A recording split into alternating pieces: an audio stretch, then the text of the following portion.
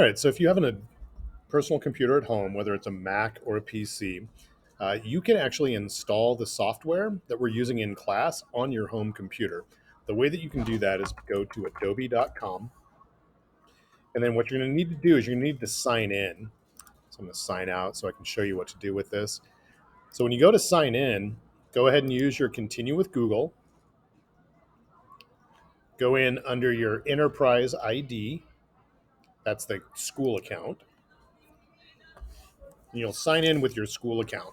Once you've signed in with your school account and password, up here on the website, you can click on this little grid. You're going to want to install the Creative Cloud application. Once you have that, the application looks like this on the Mac. So I clicked on the little cloud up here. Once it's installed, it will show up here. If you're using a PC, it will actually show up down here in the bottom bar. But once you get the Creative Cloud installed, you will be able to see all the applications that are available for you to install. So you'll look for, right now, if you're looking for Lightroom, you would do Lightroom Classic if you're in my photography class.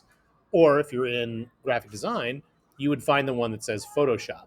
Now, I've already installed Photoshop, so it's not showing up down here with the option to install. But for you, it will actually show up. Just find Photoshop and install. By downloading the Creative Cloud app, that's this piece, wherever the heck the thing went. Let me go back to it. By downloading this app, it will automatically create the Creative Clouds folder for you.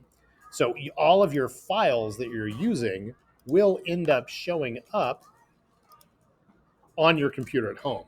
If you run into problems with that, what I would recommend is go ahead and use Screencastify and record a video showing me what's happening on your computer and send me that screencast, and I will be happy to take a look at it and see if I can help troubleshoot.